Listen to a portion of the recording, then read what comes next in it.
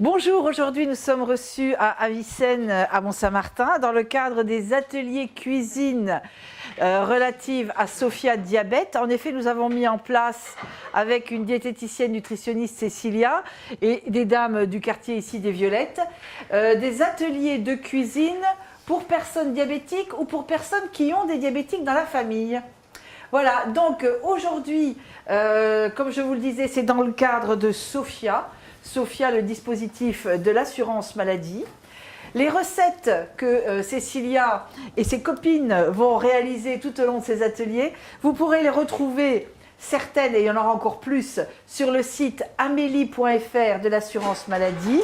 À ce moment-là, vous cliquez sur, et là vous aurez une foultitude d'informations sur santé, comprendre et agir. Là, vous avez un alphabet. Et vous cliquez sur la lettre, par exemple diabète, vous cliquez sur D, vous avez plein d'informations sur le diabète et vous déroulez les pages internet et en bas vous avez aussi beaucoup de recettes avec les entrées, les plats de résistance et les desserts. Voilà, donc nous allons voir ce que nous ont préparé les dames et Cécilia aujourd'hui. Vous nous aviez proposé différentes recettes, 3 recettes aujourd'hui. Oui, tout à fait. Donc bonjour Eliane. Bonjour Cécilia. Donc on a prévu 3 préparations, une salée, donc des tagliatelles fraîches avec du brocoli et du saumon, et deux desserts et un troisième un peu surprise. Donc on a fait des crêpes à la noix de coco sans lait, donc qui sont déjà un petit peu en train de cuire. Et on a fait également des petites crèmes au chocolat à la noix de coco. Et on a réalisé donc en parallèle justement avec les blancs d'œufs qui nous restaient, des meringues qui vont partir au four. Donc des meringues à la noix de coco avec un tout petit peu de sucre vanillé. Ce qui fait que grâce à la noix de coco, il y a le goût sucré et en même temps, il n'y a pas de sucre ajouté dans les recettes. C'est ça, si j'ai bien compris. Oui. Alors Cécilia, vous allez nous expliquer tout d'abord comment réaliser ces fameux brocolis, saumon et fromage blanc. Oui, exact. Tagliatelle aussi d'ailleurs. Oui, effectivement. Donc vous pourrez retrouver la recette justement sur le site internet.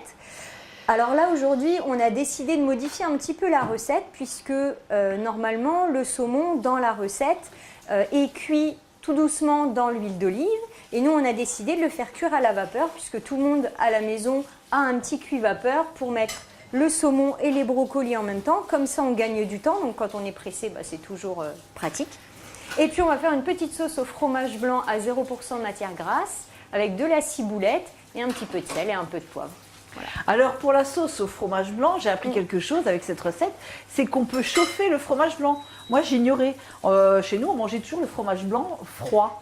Donc là, dans votre recette, Cécilia, on le chauffe légèrement. Oui, exactement. Donc on va le faire tout doucement tiédir, on va éviter qu'il soit porté à ébullition pour avoir une petite sauce onctueuse et on va mettre ensuite la ciboulette à l'intérieur. Voilà, donc pour le moment, la dame est en train d'enlever la peau du saumon, d'enlever les quelques arêtes qu'il peut y avoir. Elle les découpe en dés. Et après, ça va se passer comment la recette? Alors, dans quel ordre?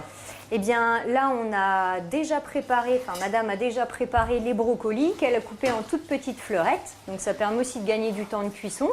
Et là, le fait aussi d'avoir coupé en petits cubes le saumon, eh bien, on va pouvoir mettre ensemble les brocolis et le saumon et on va les faire cuire 4 minutes à peu près à la vapeur. Alors selon l'outil qu'on peut avoir à la maison, ça peut aller jusque 10 minutes grand maximum. Parce que vous voyez, les morceaux sont quand même assez petits. Et plus c'est petit, plus ça cuit vite. Donc c'est le côté pratique aussi. Alors la recette, vous faites chauffer de l'eau.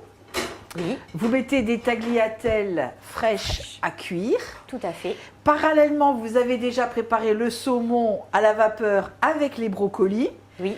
Après, vous préparez une sauce avec le fromage blanc, de la ciboulette, et puis on peut ajouter après des épices, comme on le souhaite, un peu de sel, un peu de poivre ou autre chose, selon ses goûts. Oui. Et donc après, vous incorporez toute cette mixture dans le plat de tagliatelle. C'est ça. En fait, on va tout mélanger, ce qui permet d'avoir un plat complet. Donc pour les récalcitrants, on va dire, concernant les légumes, eh bien, le fait que ce soit coupé en fleurettes et mélangé avec des pâtes, eh bien, du coup, ça va nous faire des bouchées qui vont être savoureuses et tout va être mélangé. Et voilà. Et en plus, c'est équilibré comme plat. Oui, puisqu'on a du coup les féculents, le poisson et les légumes. Donc on a tout en même temps, plus la petite sauce avec le fromage blanc. On a le produit laitier aussi dans la préparation.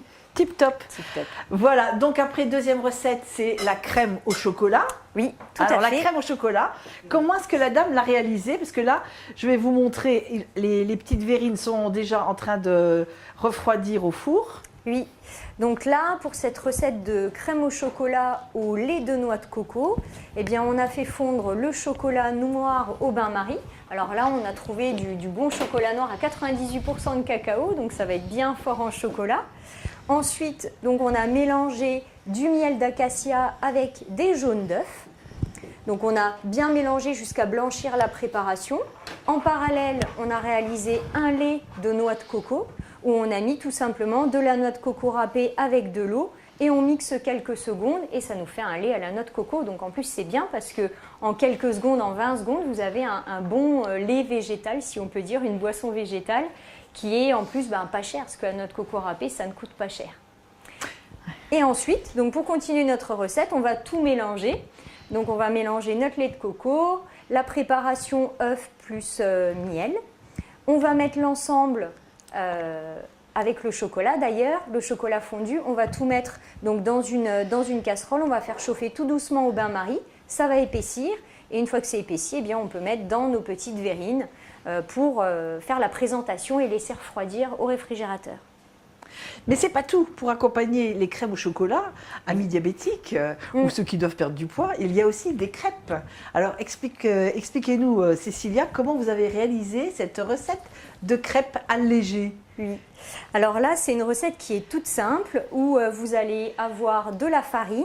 Donc là, on a choisi de la farine semi-complète de blé puisque quand on modifie ses habitudes alimentaires, eh bien, au lieu de passer, d'avoir une farine blanche, eh bien, on peut mettre de la farine semi-complète où on va avoir un petit peu plus de fibres. Donc dans le cas du diabète, c'est vrai que c'est intéressant d'avoir une farine un petit peu modifiée comme ça. La noix de coco, eh bien, ça permet de réduire la quantité de farine, donc ça fait un petit peu moins de sucre de la farine dans notre préparation. On a des œufs et on a 500 ml d'eau. Donc finalement, c'est une recette où il n'y a pas de sucre et où il n'y a pas de lait, pardon, excusez-moi. Donc c'est vraiment une recette idéale pour les diabétiques et même pour les enfants. Si on veut faire attention aux quantités de sucre, c'est vrai que c'est une très bonne recette et en plus qui est goûteuse puisque ça aura le bon goût de la noix de coco. Alors, comme dans la recette de la crème au chocolat, nous n'avons utilisé que les jaunes d'œufs, on s'est dit, petite maline que nous sommes, il va falloir faire quelque chose avec les blancs. Et là, Cécilia a eu l'idée du siècle de nous faire des petites meringues. Alors, ces petites meringues, elles sont faites comment? Alors là, c'est tout simple. Donc, on a conservé nos blancs d'œufs, on les a montés en neige. Alors, au préalable, j'ai quand même mis un petit peu de sucre vanillé pour donner un petit goût un petit peu subtil. Une fois que les blancs ont été montés en neige, on a mis 2 cuillères à soupe de noix de coco. Et là, on va les mettre 10 minutes au four. Donc, pareil, c'est une petite préparation qui est un petit peu sucrée, mais très peu, qui peut convenir aux personnes diabétiques, aux enfants et aux gens qui veulent faire attention à leur ligne. Eh bien, merci Cécilia, merci mesdames. Est-ce que vous avez été bien coachées par notre diététicienne nutritionniste cet après-midi? Vous reviendrez? Ah oui, oui. Alors elles reviendront puisque nous avons un atelier par mois pendant 1 an ici à Avicenne, à Mont-Saint-Martin, rue des Violettes. Bienvenue à vous. Merci.